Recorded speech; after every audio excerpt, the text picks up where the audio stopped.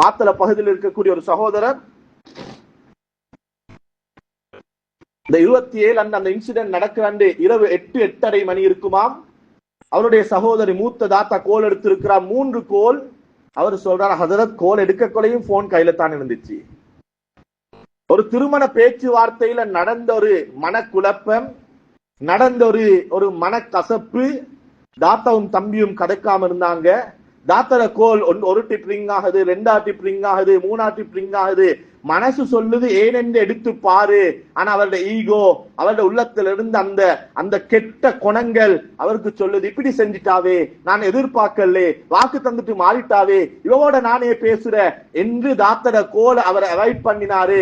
அந்த போனை ஆன்சர் பண்ணல. கொஞ்ச நேரம் போகுது, 10 மணி, 11 மணி, 12 மணி, செய்திகள் பரவ ஆரம்பிக்குது.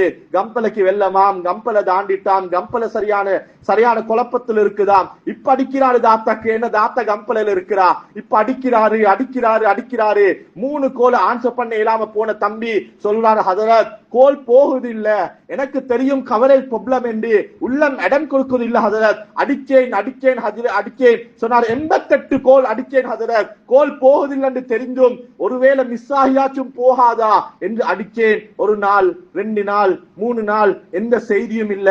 கஷ்டப்பட்டு ஹதரத் கேட் பள்ளி ஹதரத்துடைய நம்பரை தேடி எடுத்தோம், அவருக்கு கோல் அடிச்சு மிச்சம் கஷ்டத்தோட 4 நாட்களுக்கு பின்னால எனது ஆத்தாட டீட்டெயில்ஸ் எல்லாம் கொடுத்து, இவங்களை பத்தி எந்த செய்தியும் இல்ல, தேடி சொல்லேலுமா என்று சொல்லி 1 அவர் இருக்கும் ஹதரத். எந்த போன் நம்பருக்கு கோல் எடுத்தேனோ அந்த ஹதரத் கிட்ட இருந்து ஒரு கோல் வருது.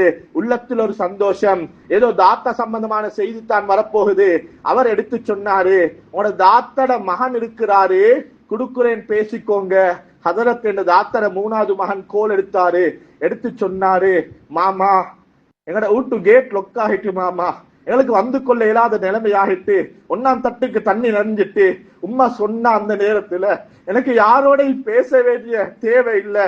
ஆனா மாமாக்கு ஒரு கோல் எடுத்தாங்க, நான் மாமாட்ட மன்னிப்பு கேட்க வேணும், நான் மாமா கிட்ட ஒரு ரிக்வஸ்ட் வைக்க வேணும் என்று 1ஆம் தட்டு நிறைஞ்சிட்டு 2ஆம் தட்டுக்கு ஏறினோம். உங்களுக்கு உம்மா கோல் எடுத்தா நீங்க ஆன்சர் பண்ணல, 2வது கோல் எடுத்தா நீங்க ஆன்சர் பண்ணல, 3வது கோலை எடுத்து ஆன்சர் பண்ணல. எங்கட 2ஆம் மாடிக்கும் தண்ணி வர ஆரம்பிச்சுட்டு உம்மா சொன்னா, மகன் ஒருவேளை இந்த தண்ணியால உன் உம்மா நான் மவுத்தாகினா உன மாமாக்கு எனக்கு கஃன் போட சொல்லி சொல்லுங்க வாப்பா என்று சொன்னா மாமா. அதை சொல்லத்தான் உம்மா அவளுக்கு கோல் எடுத்தா. நான் உடனே கேட்டேன், எங்க தாத்தா உம்மா இங்க?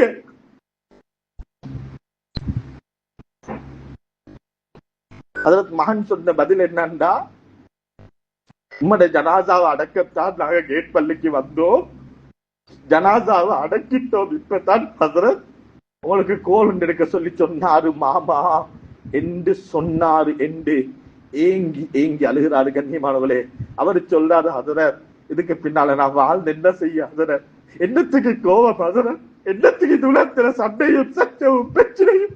ஒருவேளை அன்னைக்கு நான் கோல ஆன்சர் பண்ணி இருந்தா எனது ஆத்த பொழைச்சுவாவா இல்லையா 2வது. ஆனா மவுத்து வரைக்கும் நான் மவுத்தாகி கொண்டு இருக்கிறேனே. தாத்தா என்ன பேச நினைச்சா, என்ன சொல்ல நினைச்சா ஒன்றும் தெரியாது.